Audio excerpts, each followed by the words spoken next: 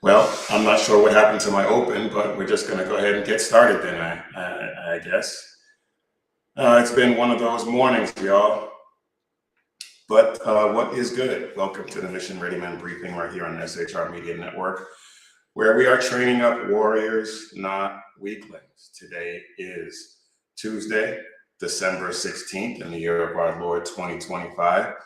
And this is where we can come to get equipped to stand firm, speak truth, and fight back against the culture that is trying to steal your faith, your family, and your freedom. Because this is, make no mistake, a spiritual battle. And it never takes a day off. It is always raging. So we're done pulling punches, and we are getting after it. So be sure to follow us on at Mission Ready Men on Facebook, Instagram, Twitter, Getter, Truth Social, and even TikTok. And be sure to follow us on Rumble and YouTube. And I am getting notified that my mic isn't on. I'm not sure what's going on. Went through all that testing before we started. So if you can't hear me, I'm just going to talk anyway, because I have absolutely no idea what could be happening. Anyway, if you want to wear the fight, let everyone know that you're in it, head over to missionreadymen.com and grab your gear. Click Shop 7 Armors and check out all of our great designs. All right, it is go time. So a lot has gone on over the past few days. I think we all understand what is happening. And please let me know in the chat if you are having a problem hearing me. And we'll see if we can figure it out as we go on. But a lot has happened recently, and a lot of it has to do with Islamic terror. And we saw the mass shooting at the first day of Hanukkah celebration in Australia. We saw the ambush of troops in Syria. And we saw the campus shooting in Rhode Island. And of course, the media is saying that all of those things are unrelated, but we know that we know that they are. We haven't we haven't completely established that the shooting in Rhode Island at Brown University is Islamic terror.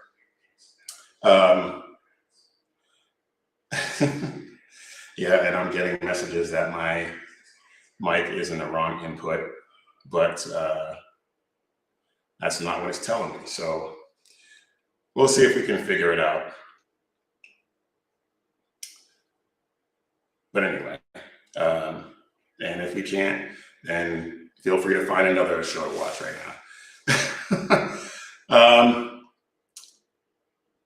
So the first thing we're going to talk about is the Bondi Beach shooting. We know beyond a shadow of a doubt that it is Islamic terror. We know this. We know that a father and son jihadists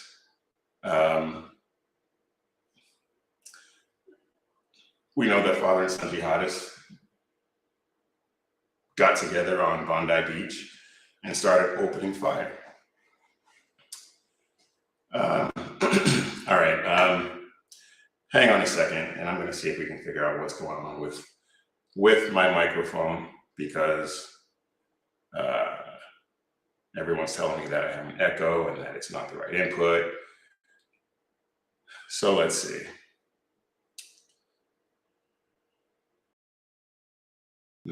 That's not it.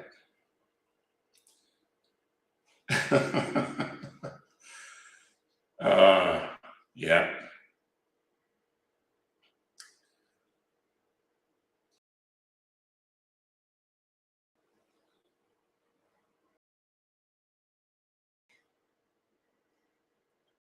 Well, I'm just noticing that my setup is all kinds of messed up right now. I have no idea what's happening.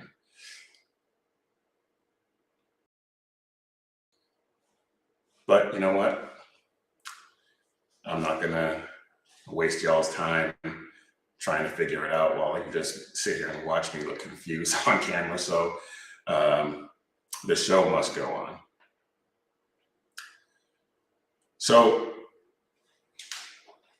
we know that at least 15 people were 15 Jewish people were murdered on that beach. One of the attackers was put down. But let's I want to show you guys this, because this was one of the wildest reactions, and it was from the Australian Prime Minister. This guy is a total disgrace. Check this out. Maybe.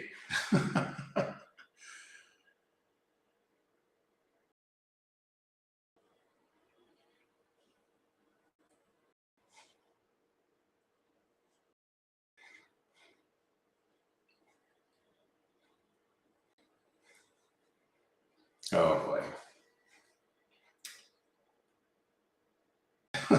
We take ASIO's advice very seriously. We work closely with them. We receive regular updates as well. The Director General of ASIO has warned about a range of threats, be it anti-Semitism, the rise of right-wing extremist groups as well. And we continue to work closely with our security agencies. We take ASIO's. So he gave passing reference to anti-Semitism. Doesn't pay really any attention to it. It's just a passing thing, and then he moves on to right-wing extremism. What does any of that have to do with what happened on that beach that day? Absolutely nothing. It was a Jewish religious holiday. The target was set by these ISIS sympathizers, jihadists. And it's happening all over the world right now. I mean, that was the third or fourth one in less than 2 days, if I remember correctly. Just unbelievable that all he can think about is right-wing extremism, and in light of that fact, in light of what happened, he wants to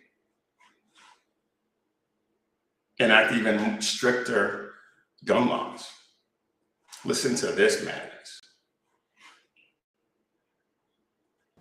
And I want to conclude finally by saying that the government is prepared to take whatever action is necessary. Included in that is the need for tougher gun laws. And this afternoon at 4 o'clock, I will put on the agenda of the National Cabinet tougher gun laws, including limits on the number of guns that can be used or licensed by individuals. A review of license.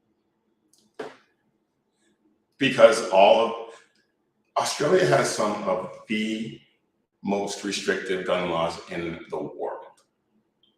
Ever since the shooting in 96, the mass shooting in 96, they immediately moved to basically disarm everyone. And yet, here we are, another mass shooting. And there was another one probably a month and a half ago. 2 people were shot, not for lack of trying on the perpetrator's part, mind you. But Australia is the model that these people want to emulate. By these people, of course, we're talking about the American, well, the left in general, all over the place. They just want to disarm everyone. And we're going to talk about that a little later, maybe, if we can get through all the rest of this stuff. And you don't get tired of listening to me echo.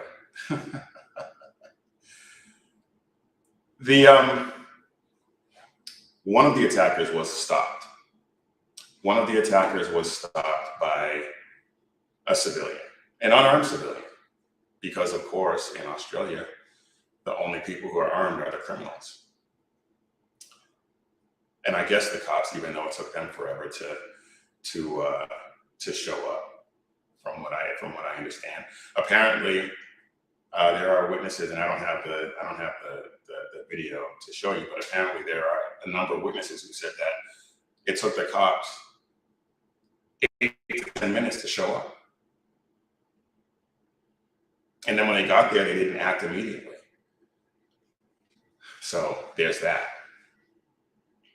But here, let's take a look at this, because this is, well, you know what, just watch this and then we'll talk about it, because this is interesting.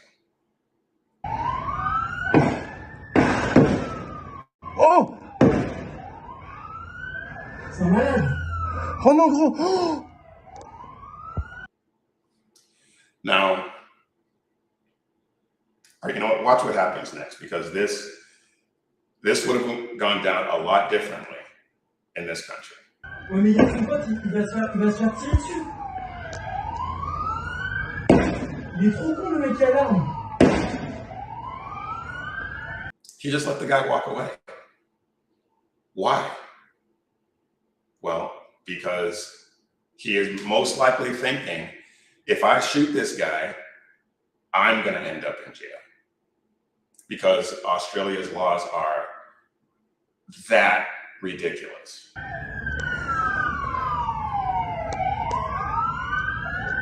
So he lets him walk away, he puts the gun down.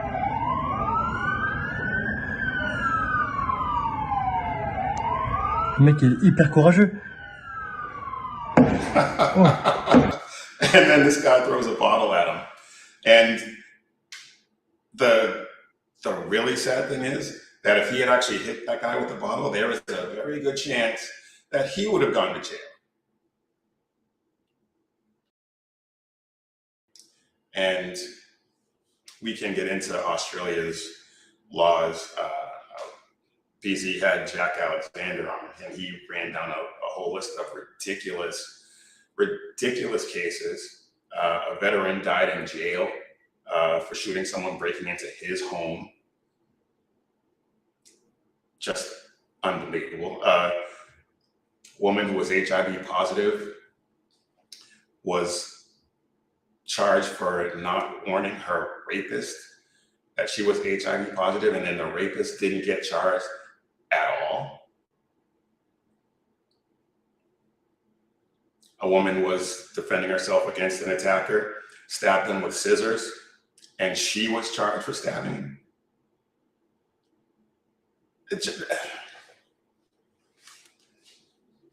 I mean, that is some of the most backwards thinking I have. It just doesn't make any sense to me. And it really shouldn't make any sense to anyone with a couple of firing neurons. It's as backwards as it gets.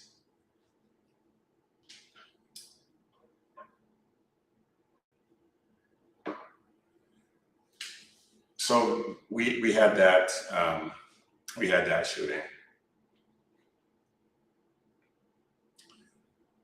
Sackhead Sean says he wonders if the guy thought he was going to get arrested or had no idea how to operate the platform. It was a shotgun.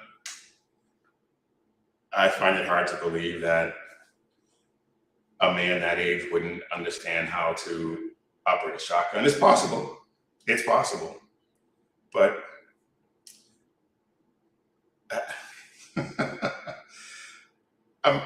I'm leaning towards the fact that he thought he was going to go to jail. I'm leaning towards the idea that the laws are so jacked up down under that that he decided to let the guy walk away. I have no faith. I have absolutely no faith in the Australian legal system, based on what I've learned over the years and seen just in researching this, and just that the gun laws in general we've known about for a long time are just utterly ridiculous. So this was very clearly not gun violence. This was a jihadist attack by Islamic extremists. And yeah, the guy who stopped one of the attackers was a Muslim. And so then you have to wonder, well, did he not shoot him because he was a Muslim? Maybe. I'm just that cynical, I guess. With good reason, in my opinion. Maybe I'm wrong. But if that thought didn't cross your mind, and if you're dismissing it now after I said it,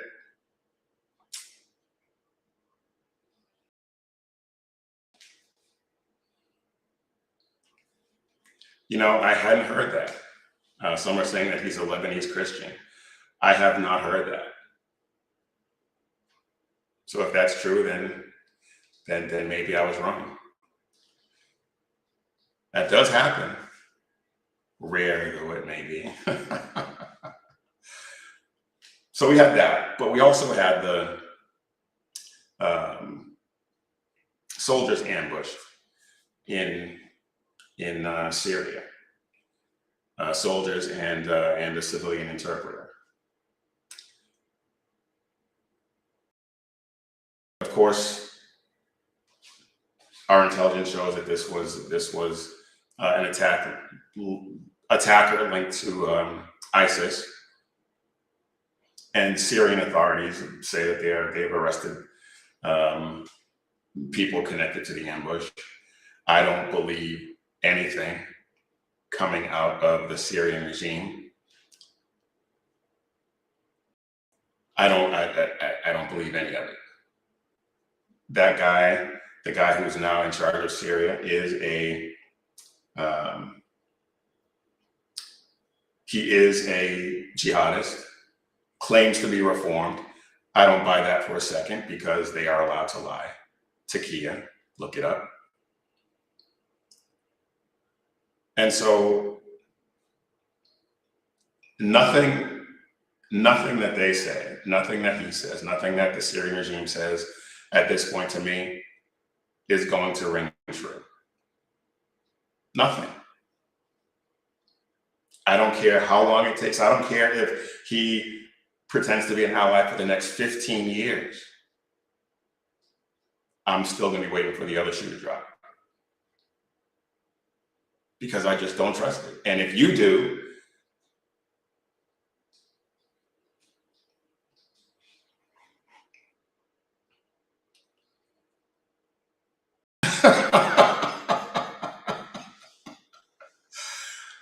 Sackhead Sean says, there's more facts to me saying I figured out how to regrow my hair through meditation than there is that the Syrian government made an arrest. Oh, yes. Exactly. Couldn't have put it better myself.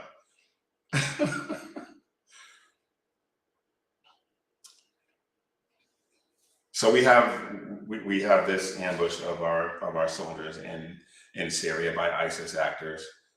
We have the attack in Australia by ISIS-linked actors. They had ISIS flags in their car. They had IEDs in their car. They were terrorists, or one of them was. One of them still is. This was another deliberate targeting of U.S. forces by ISIS. And then we have the shooting in Rhode Island at Brown University. And I want to play this because I saw this the other day, and I think he has one fact wrong, but everything else I think he says is spot on. And this guy was on Newsmax yesterday talking about he was basically talking on there to talk about Islamic extremism in general, but listen to this.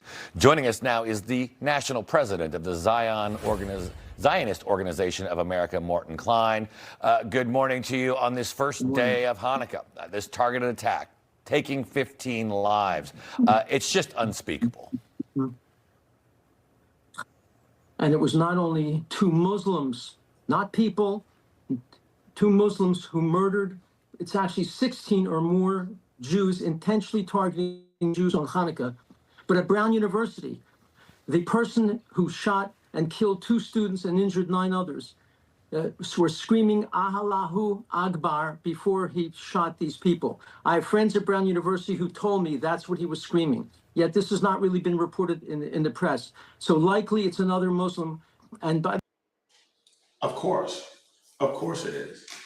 And well, of course it's likely, very likely. Let's listen further. the way, at Brown University, it was a class taught by an Israeli Jewish teacher on Jewish studies who formerly taught at Hebrew University in Israel. So it was intentionally that class that this Muslim targeted. We have to start taking this very seriously and start calling it out. In Europe, Christians have been attacked by Muslims for many, many years now. In fact, that's why Poland and Hungary has stopped allowing any Muslims into their country. It's not all Muslims, but it's a substantial number of Muslims. What we have to do, we have to pressure to change the education system in Arab Islamic countries where they teach hatred and violence against non-Muslims. Yes, we have to call out the truth. We have to pressure the imams to stop sermons promoting hatred and violence, which they do. We need major speeches by leaders, not just a condemnation, major speeches by Trump, Muslim, and other leaders condemning this and condemning the words that are used at rallies where they... Well, that's not going to happen. That's not going to happen.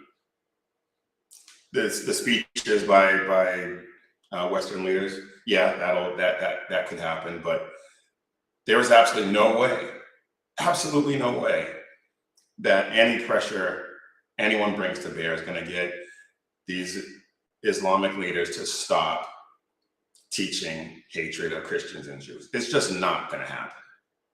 It's not going to happen. That is pie in the sky wishful thinking.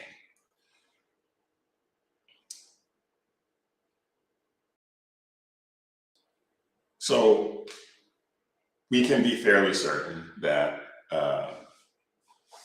that this was an Islamic attack.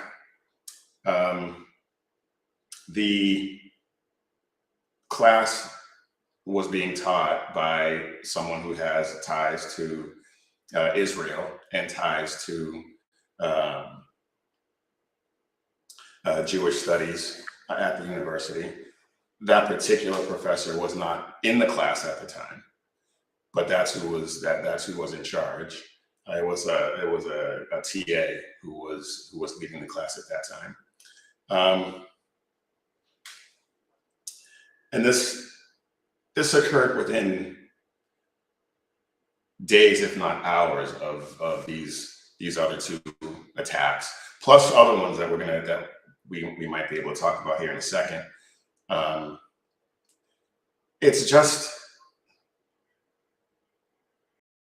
It's beyond obvious at this point. And I've said this before. We may not want to believe we're at war with them, but they most definitely are at war with us. They are at war with the entire non-Muslim world. The entire non-Muslim world.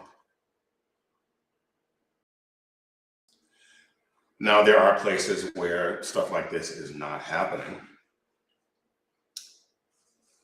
Care to take a guess what those places are?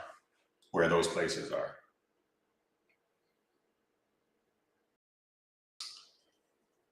Poland, and I believe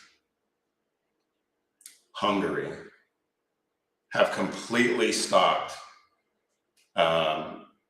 Muslims from entering their country. And they have virtually no terrorist activity. And their crime rates are the lowest in Europe. What's the common denominator? All the other countries where they're experiencing all this turmoil, what's the common denominator?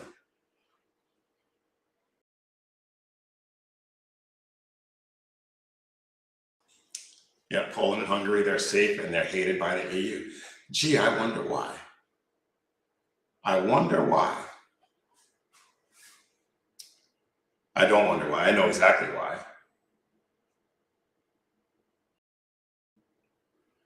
But what I do wonder, though, is what makes them think that doing something differently than what Hungary and Poland are doing is going to lead to the same outcome? Or do they want the same outcome? Is this what they plan?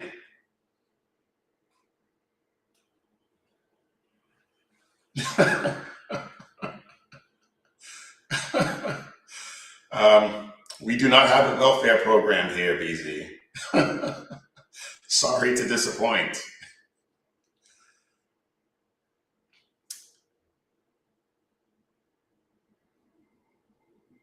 We have Islamic terror plots that have been forwarded in Germany. We have anti-Semitic attacks in Redmond, California. They yelled, "Free Palestine," and then opened fire on a house that was decorated for Hanukkah. We have jihadist attacks that were, and arrests that were made at synagogues and public events. We have the Manchester Heaton Park synagogue shooting, the truck attack in this country on New Year's Day. People forgotten that. Right in New Orleans.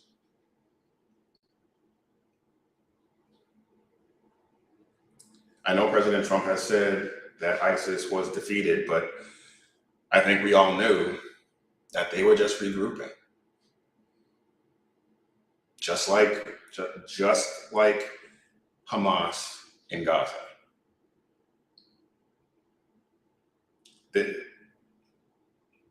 They will be back. They will be back. I know that the president is a little upset with Netanyahu for assassinating a Hamas leader. I wouldn't even say an assassination. They took out a Hamas leader in Gaza, which they say violated the rules of the ceasefire. But you know what? I don't care. Good. Take them out. This shouldn't even be a question. shouldn't even be a question. And so we have all of these Islamic attacks in Australia, in Europe, in Syria, here in the United States. And the leaders, like what's his name in Australia, and our leaders here, and of course the leaders in most of Europe, they're just refusing to connect these dots. Actively working against people who are connecting the dots. And of course, the public is gonna connect those dots themselves. Is it cowardice? Or is it just what is it? Because on some level, yes, it is cowardice. But on another level, like I mentioned before, is it part of their plan? Is it part of their plan? Are they working with these people to import all of these jihadists, all of these terrorists? I mean, at some point, these things just it's obvious. It's obvious. And with the public connecting these dots, it's going to get to the point. It's going to get to the point where people are going to say enough is enough. BZ says you can't tell me much of this isn't entirely intentional. And yeah, you like I used to say about bribing, you can't mess up this much without it being intentional. It doesn't happen by accident. And so eventually the public who are connecting these dots, even though the governments don't want us to, are going to say enough is enough. Now, I've been to the point where enough is enough. I've been there since 9/11. And I think a lot of people my age have. Of course, we have a whole generation or two at this point maybe that don't know anything about 9/11 and are probably being taught completely wrong things about 9/11. And we know they're being taught completely wrong things about Islam because they're among these idiots on college campuses shouting "Free Palestine."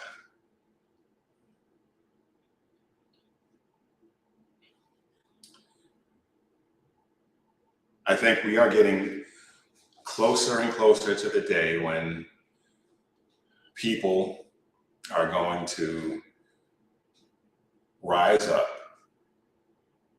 and we're going to have a modern day crusade on our hands.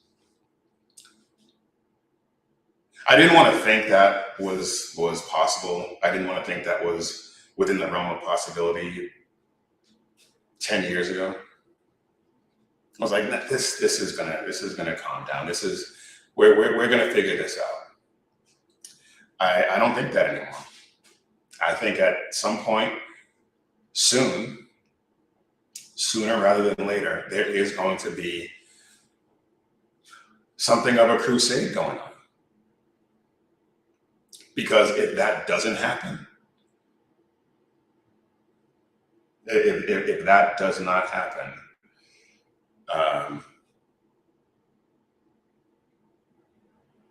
we're going to be in a world of trouble. We're going to be in a world of trouble, and we will have to deal with this jihad right here in our backyard. I know it's here, but I mean, we're going to have to deal with it in a more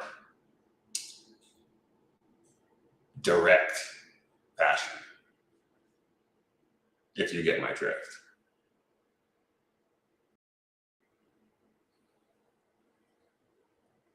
Because these governments, they're bound down, and here's the thing: a lot of these Islamic countries are rich, beyond rich, and a lot of these governments are taking the money, including ours. They're taking the money and towing the line that Islam is a religion of peace. And anyone who's read the Quran knows that that is a lie. That is a lie from the pit of hell. And the people who know that that's a lie, if we continue on this trajectory, the people who know that's a lie, they are going to erupt like Mount Vesuvius, and it's going to be ugly. I don't want that, but I mean, you can't look at the way things are going and not think that that is where we're headed.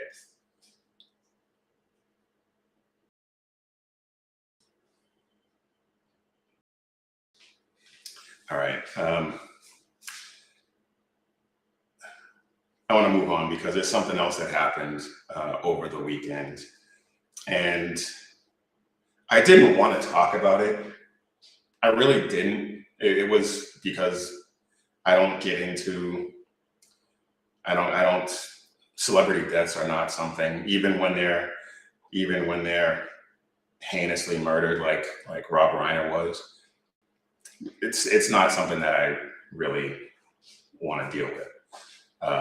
Charlie Kirk obviously was a different story.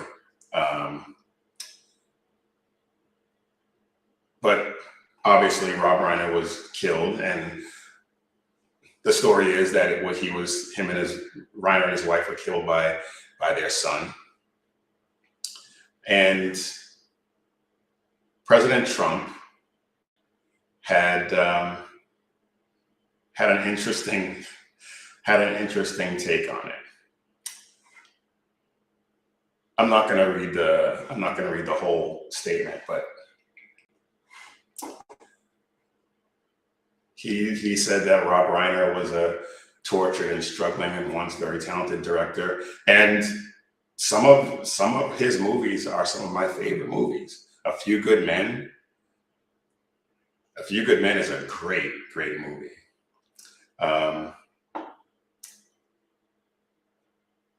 And so he had this statement, and he mentioned Trump derangement syndrome, saying that Rob Reiner drove people crazy. I really wish he hadn't done that. And I've gone back and forth on this in terms of how I feel about this statement. And when I first read it, I was like, really? Come on. It was in poor taste. It was in poor taste for sure. But when you look back at everything that Rob Reiner has said about him since he's been in the political sphere, it's hard to blame him. It's hard to blame him.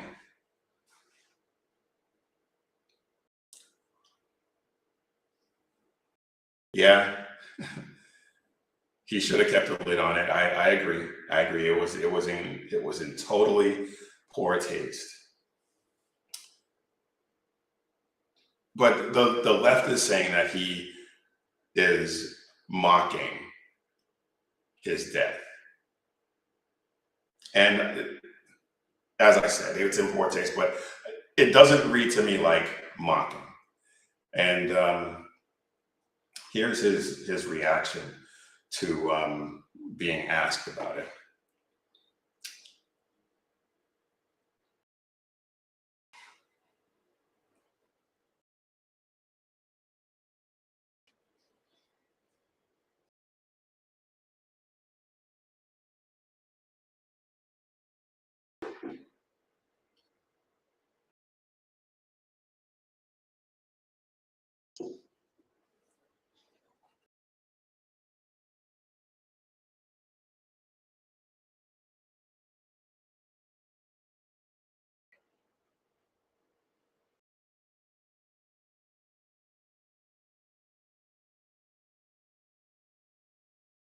And he was not a fan of Trump's at all.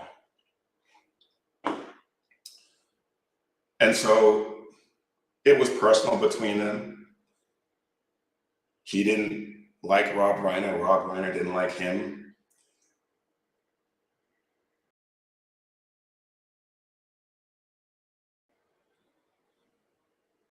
Nothing was playing, huh? You didn't see that? Awesome. This has just been a bang-up show today. But we're gonna get through it.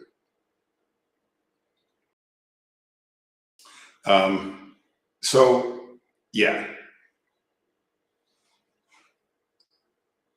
he made some statements, but again, as I said, that was not mocking.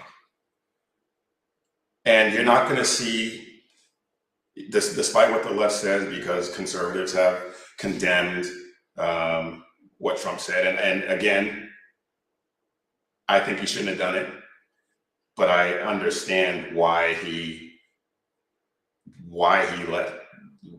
did what he did. I get it. But so the left is saying that MAGA split, that even conservatives are condemning him. But he didn't mock the death, and you're not going to see TikTok trends of conservatives mocking Rob Reiner's death. You're not going to see people on camera making a throat slash gesture like they did with Charlie Kirk's death. You're not going to see any of that.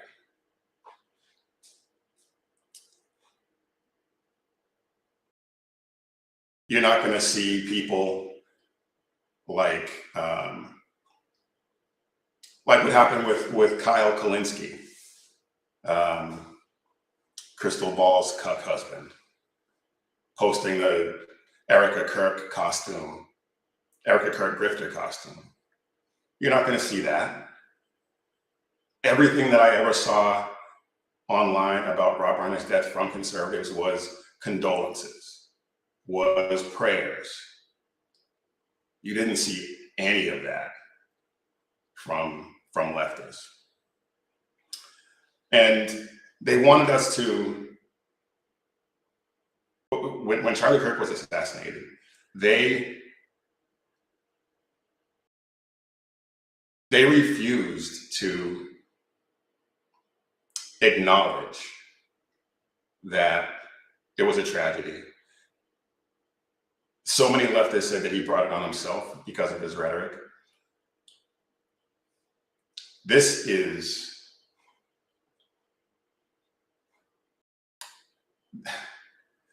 chick.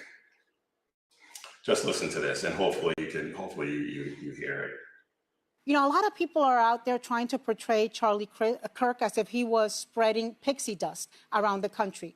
A lot of people, to use the word of Governor Cox, found what he said inflammatory or worse.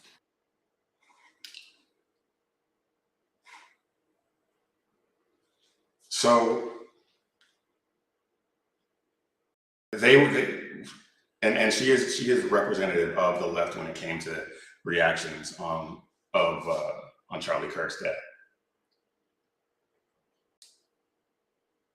They just said he was a terrible person. They said he deserved what he got, and that's it.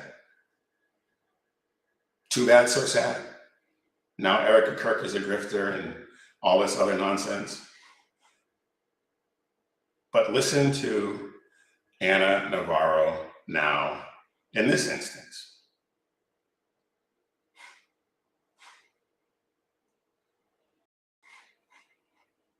Film work, he was also deeply engaged. There wasn't a cause he didn't care about. He cared about immigrants. He cared about equality and justice. He spoke up in defense of democracy at a time when so many in the media industry, so many with a platform are afraid to speak. He put his money and his mouth where his heart was. And for Trump to have put that out today, I'm going to say it. You know, damn it, there's an American family grieving. Yeah. Really? Really? That's what you're going with. That's what you're going with. I didn't see any of that energy when Charlie Kirk was assassinated from any of these people. Not a bit. But now, and she's right, there is a family grieving. 2 people are dead at the hands of a family member. That is a tragedy. And it should never have happened. But just 3 months ago, Charlie Kirk deserved what he got. Who cared about his widow and his kids? Who cared about that American family that was grieving? That still is grieving? Nothing. The hypocrisy of these people knows no bounds, and it's infuriating. And so you know what? I don't have a problem with what Trump did. I wouldn't have done it, and that's probably something I'm going to have to work out between me and God in terms of how I feel about it. But you know what? Right now, I don't care. Right now, as far as I'm concerned, that was not a big deal. Not a big deal. And if I have to repent for that, I will. But in this particular moment, based on everything that's gone on, oh well.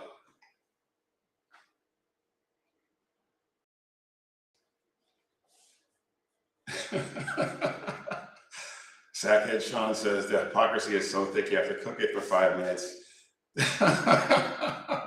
and let it come up to room temperature. Yeah, I mean, it's just hypocrisy is pretty much all they have. All right. Wow. I'm almost an hour into this and haven't taken haven't had a word from our sponsor yet or anything like that.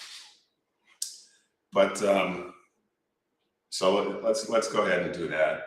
And there is absolutely no way I'm going to get through everything that I had planned.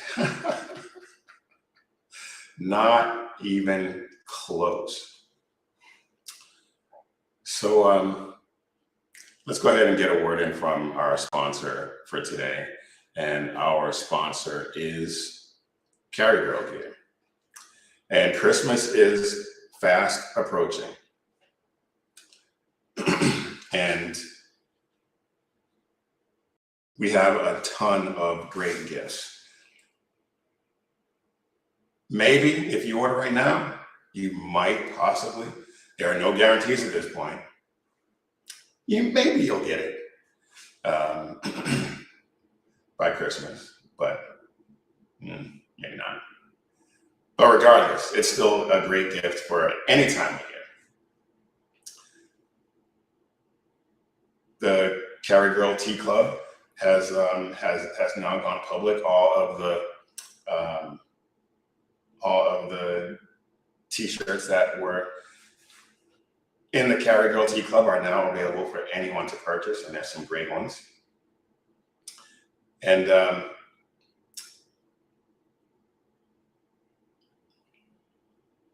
all kinds of great gear.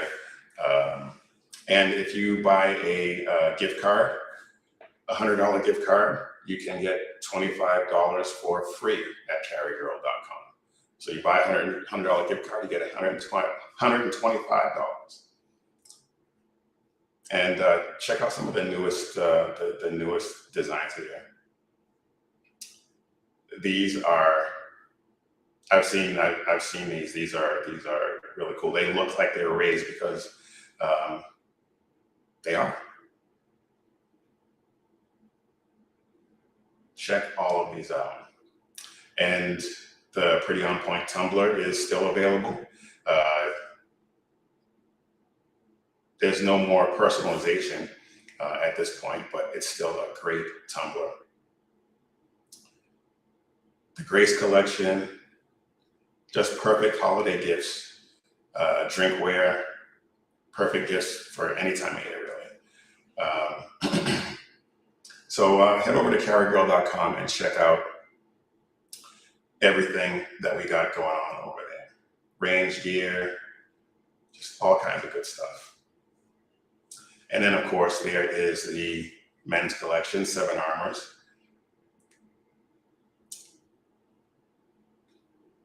Act Like Men, Mission Ready Men logo tee. So head over to carrygirl.com and check out everything that we got going on over there. You will not be disappointed.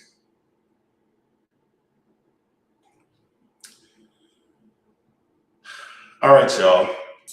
I am Big E, and you are watching or listening to the Mission Ready Men briefing right here on the SHR Media Network, where you can catch my good friend Sackhead Sean with the Edge of Liberty every Monday and Wednesday at 11 p.m. Eastern, 8 p.m. Pacific. The Reverb Common Sense with Jersey Joe every Monday and Friday at 9 p.m. Eastern, 6 p.m. Pacific. And BZ, who is in chat, and so is Sackhead Sean, by the way. Thank you all for being here. Every Tuesday and Thursday at 11 p.m. Eastern and 8 p.m. Pacific. So be sure to like and subscribe and share all those great shows. We are really, really close. We are at 696 subscribers. So thank you all for helping us reach that goal. I'm pretty confident that we will hit 700 by the end of the year based on those numbers.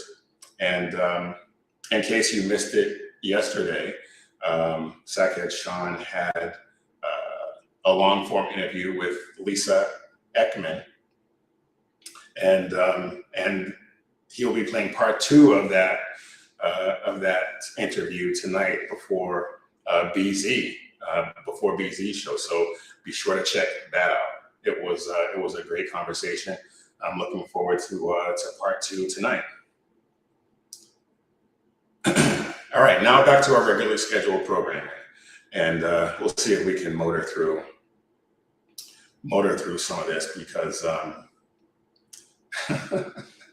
only got about a half an hour left, and I got about 2 hours worth of material to get through.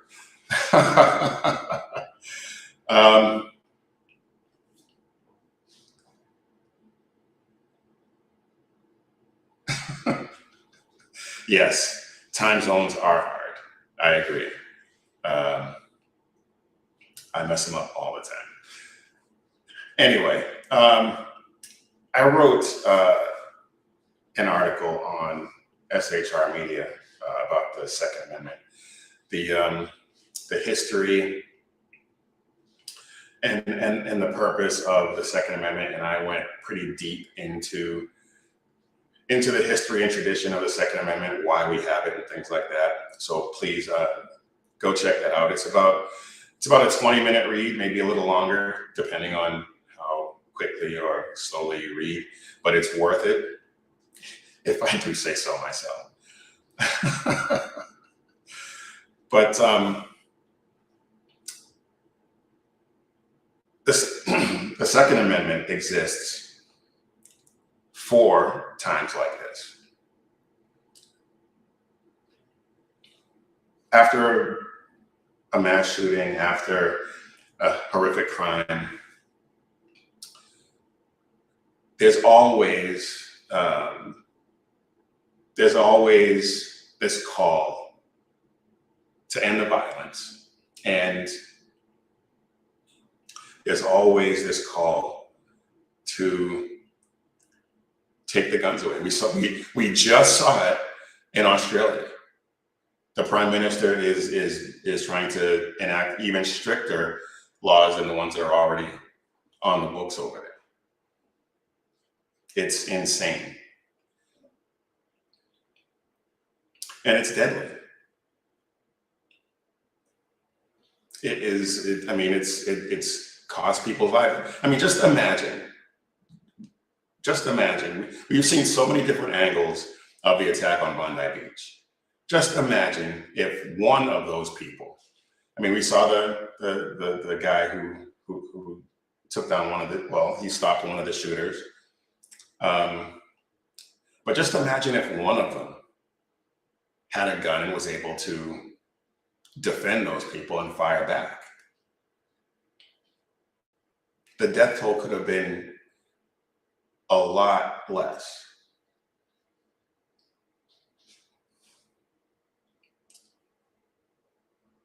The Second Amendment is unique to the United States, and I'm so thankful that we live in a country that has the Second Amendment. But it wasn't born in a vacuum. It wasn't just a whim of the founders to put the Second Amendment in there. There was a very distinct reason. Well, there were very distinct reasons.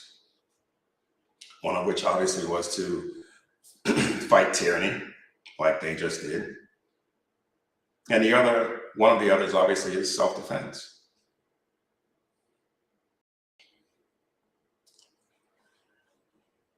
People argue the policy of the Second Amendment without understanding the original purpose, which is something that I lay out in an article that I wrote up on SHR Media.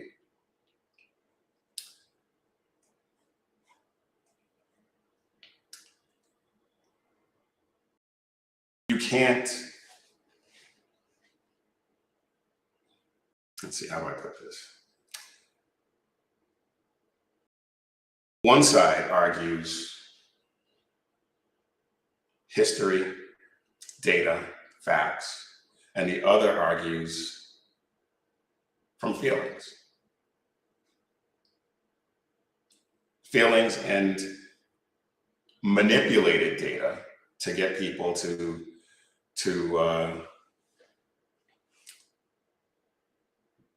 see things differently.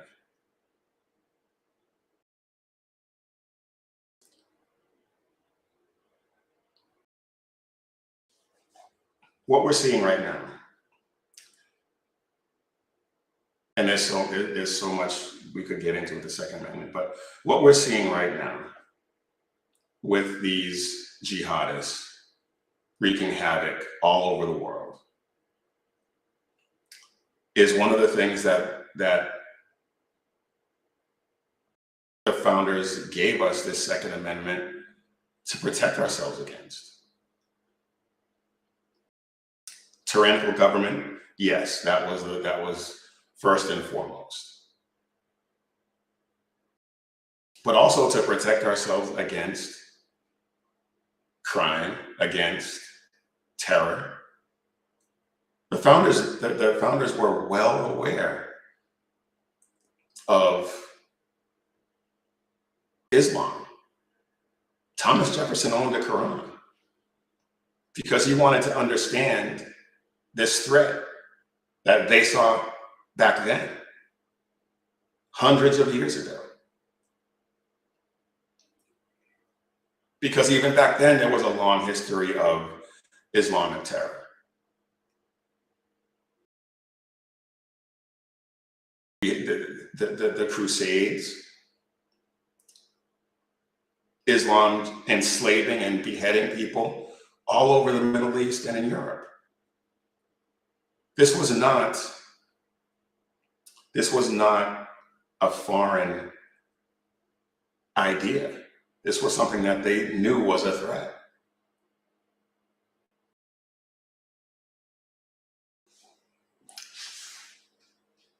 So this threat is now here.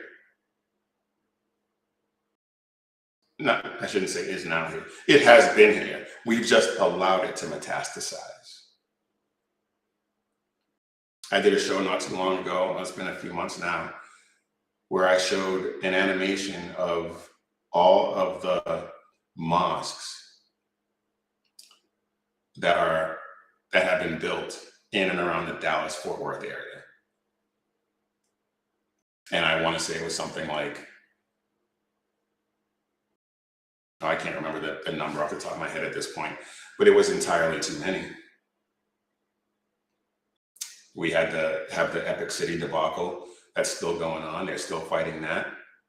The citizens are standing up and fighting that. I hope it's not too late. They just opened up a massive Islamic center in Houston where they flew in some influential imam from Qatar, I believe. And you can find that story on the Rare Foundation's website, Amy Meck on Twitter. You need to check that out. You need to educate yourself. If you're not following it the way we are, you need to educate yourself. Because they're coming. They're coming, and they are not. They have told us time and again, Islam is going to be in every household. They have told us time and again, you must submit or pay a jizya, which is the tax that you pay for them to allow you to live.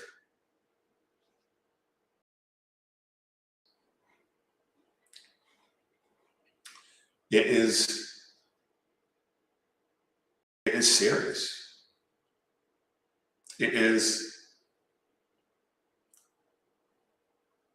Islam is an existential threat, not just to America, but to the world. And as long as governments take the money, as long as governments bend the knee, it's going to be up to us. It's going to be up to the people who have had enough. It's going to be up to the people to arm themselves, train themselves to resist what's coming. And you can call me Islamophobic all you want. You can say I'm a racist, even though Islam is not a race. But people online don't seem to understand that. You can call me whatever you want, but the fact is, it's a threat. Just a couple of days ago in Bondi Beach, just a couple of days ago in Syria. Germany thwarted a plot to attack a Christmas village in Germany. Not to mention all of the sexual assaults all over Europe, except for Poland and Hungary.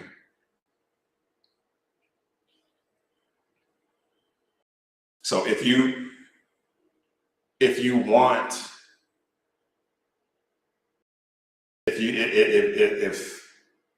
want to be tolerant and display some suicidal empathy, then yeah, be like the UK, be like France, be like Spain.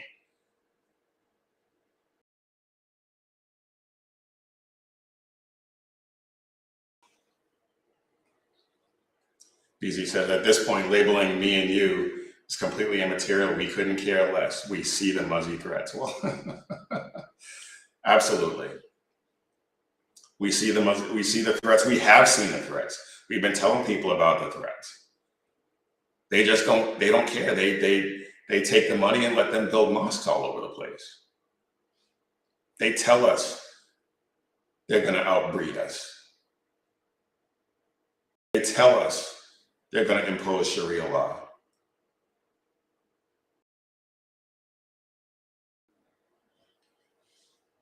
And the leaders just, all they see is dollar signs. And I include President Trump in that.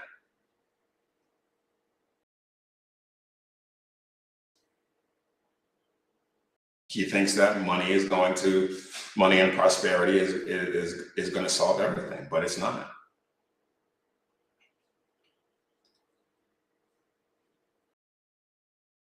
We're going to have to, I mean, what we need to do is turn back to God and submit all of this to Him. But the Bible says faith without works is dead. So yeah, we got to put our faith in Him, but we also have to do our part. And our part has to do with, in part, not just praying and turning it over to Him, but we have to be prepared to handle some things ourselves, because they're coming. They're coming.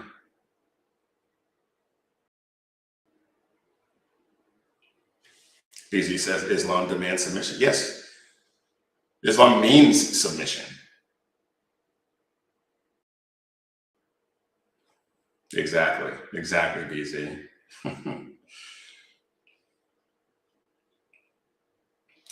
And that kind of brings me to this point that I wanted to make. The leftists see themselves as these bastions of goodness. They think they're good because they're liberal, and they're liberal because they're good. It's a circular logic. And they see their morality as self-affirmation, virtue signaling. But there's no accountability whatsoever.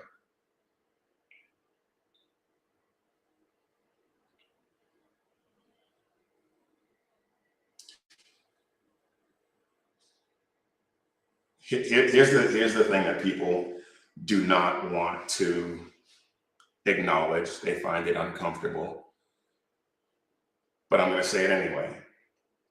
People are inherently evil.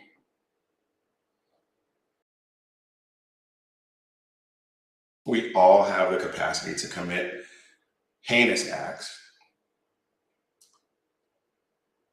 because without God, we wouldn't see a lot of those things as heinous. Proverbs 16:2 says, all the ways of man are pure in his own eyes.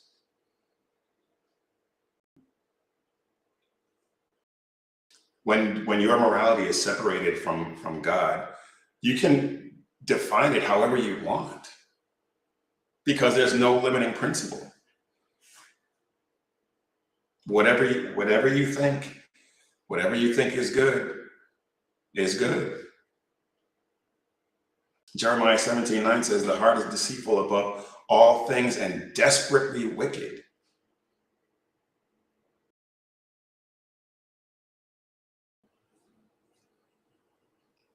I mean,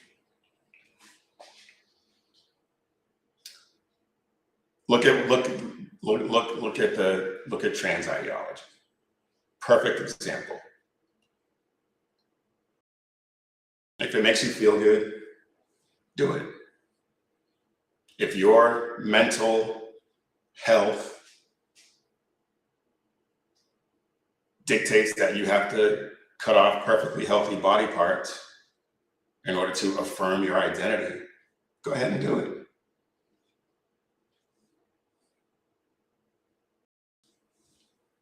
But the Bible never describes good as a feeling or an identity. Good and evil are defined in reference to a perfect and unchanging God, who the left completely rejects.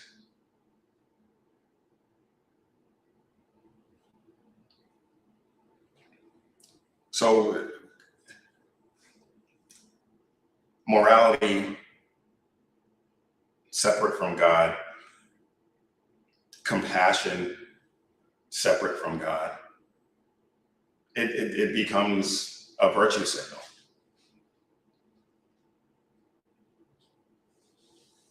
And so in this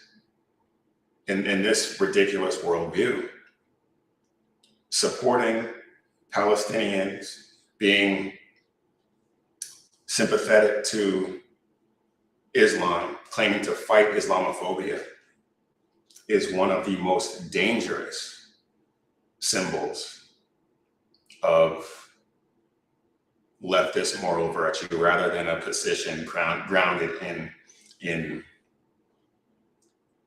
facts or moral certitude based on the Word of God.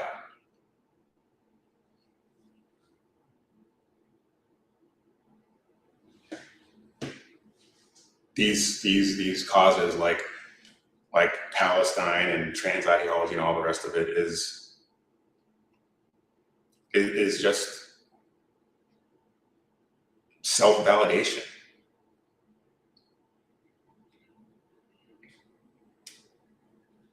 But here's where the left runs into trouble, because the events of October 7th, 2023 completely shattered that fantasy. The left, who supports Palestinians, suddenly have to come to grips with the reality that they are bloodthirsty savages.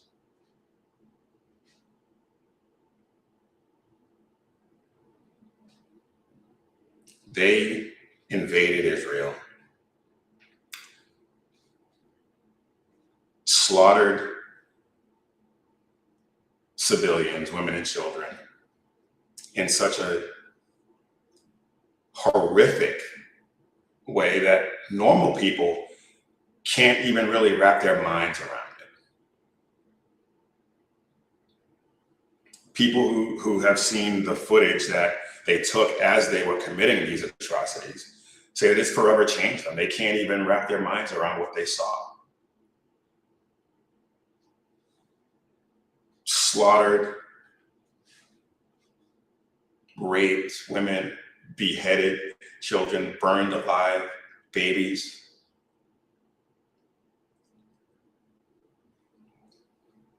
And this particular moment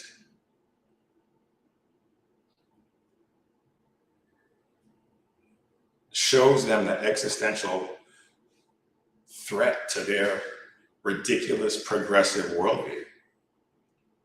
Because the people that they supported and the good people that they said were oppressed by the so-called Zionists show just how evil they truly were. And so normal people see that and they question what it says about them.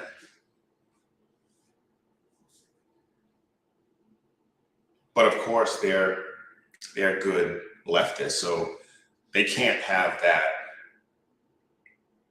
They can't have that in their mind. So they twist themselves in knots. They do all kinds of mental gymnastics to pretend that black is white, white is black, justice is injustice, and that oppression is resistance, and vice versa, all of that. And so then they have to present Israelis as being at fault, because Israelis are to blame for everything. It's the Jews. Blame the Jews for everything. And so with that twisted logic, they get to blame them for what's happened. And then all they have to do is blame them instead of blaming the people who actually committed the atrocities, because those atrocities were justified in this ridiculous, twisted worldview.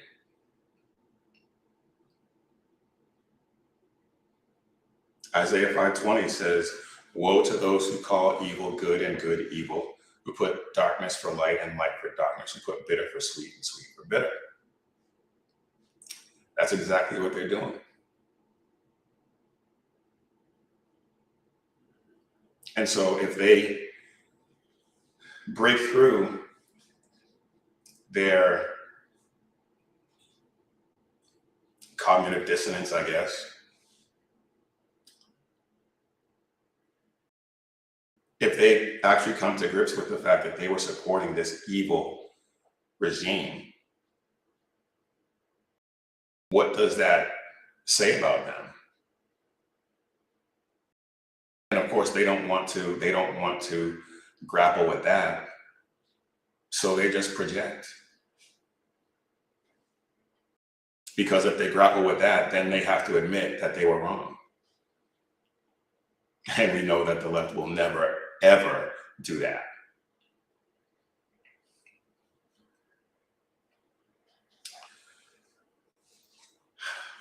All right.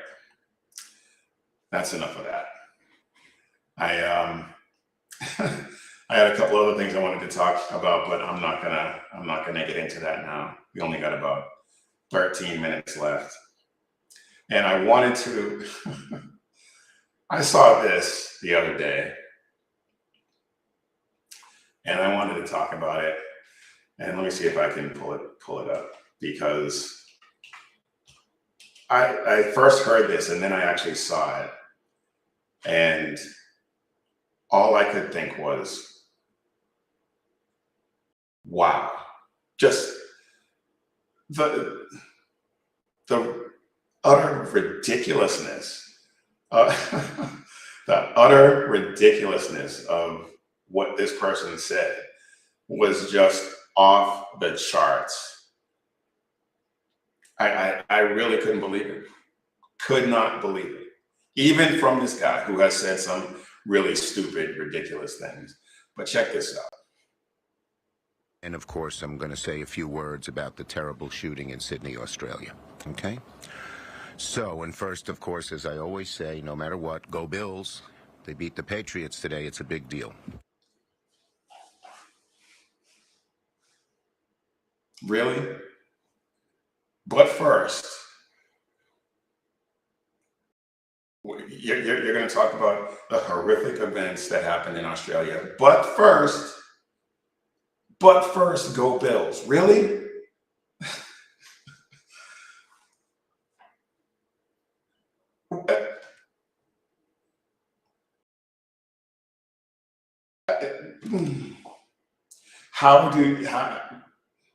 What is that? What is that?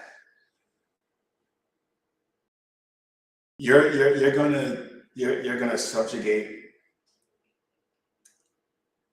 talking about those horrific events to congratulating the Bills for beating the Patriots. And this guy is Jewish. He's Jewish.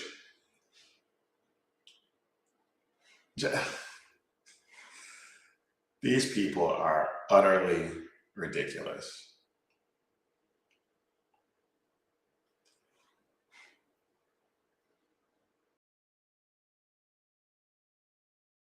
Yeah, BZ, I would be happy to be on that panel. Absolutely. All right, let's see if we got anything good on Twitchy before we get you guys out of here. See if we can laugh a little bit.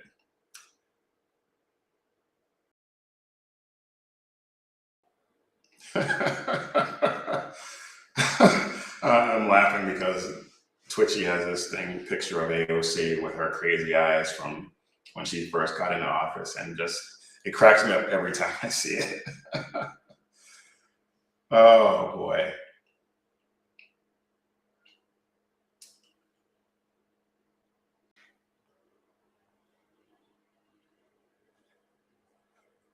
No, you know what? That's not going back to that. We'll talk about that next time.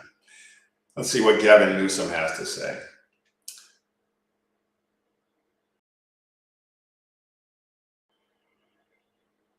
Yeah, let's take a look at this. Because Gavin Newsom is, Mussolini, as I call him, is just the most ridiculous governor we've had. Governor Hair Gel. Leave it to Governor Hair Gel to give up his own parts. You can brag about something he's done that he thinks is a good thing.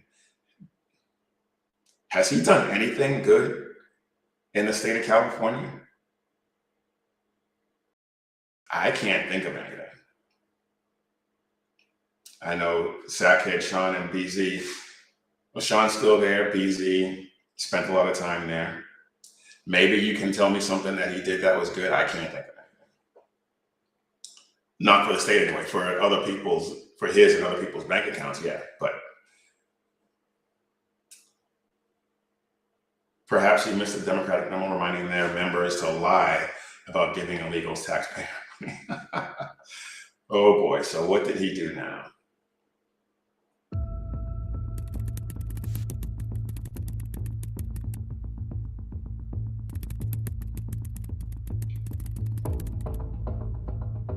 People who are here in the United States legally have never been eligible for the Obamacare subsidies, for Medicare, for Medicaid.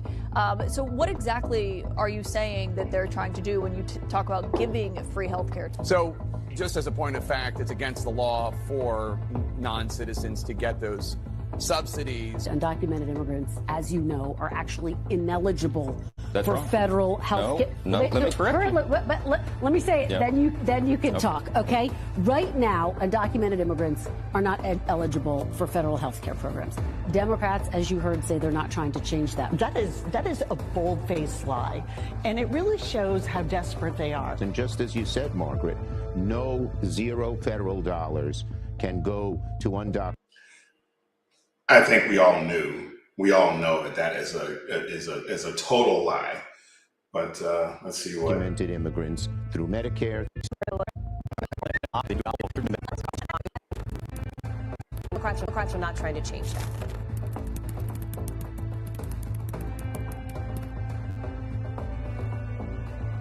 As it relates to undoc healthcare, yeah, I'm proud of that because I believe in universal healthcare.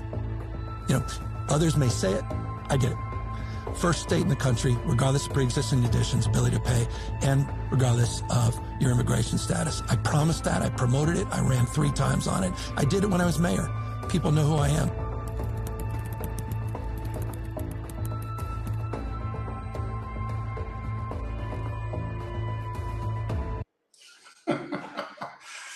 Oh boy, so he pretty much just admitted what they've been denying all this time, but we knew it was a lie.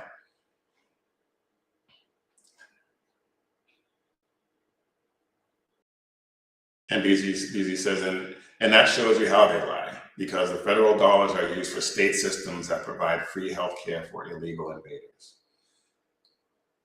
And we knew that. We knew that. We've been saying that, and they just refuse to acknowledge it.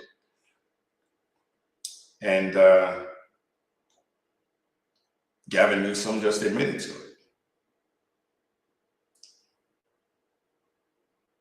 The GOP should. I mean, that should be an ad. That should be an ad. The Republicans should not be doing as poorly as they are in these polls, because the left is just giving them everything. But as I always say, the Republicans never miss an opportunity to miss an opportunity. All right, y'all. I got a lot of stuff that we will probably talk about next time, unless something crazy happens. I have half my show for next time already lined up. But that is all I got for you this time. I will keep trying to make each show better than the last. And if any of what I said hit home for you, if you could hear me, please take a second to like and subscribe and share with everyone that you know. Because we are not just here to run our mouths. We are here to spread the gospel of Jesus Christ and a banner of faith, freedom, and hope for future generations. If you want some cool gear, show everyone that you're in this fight, head over to missionregimen.com, click Shop 7 Armors, and check out all the great designs that we have over there about bold faith, true grit, and unapologetic patriotism. And as always, when seconds count, the police are only minutes away, but the Lord is right there with you. So keep your prayers going up and your head on a swivel. God bless.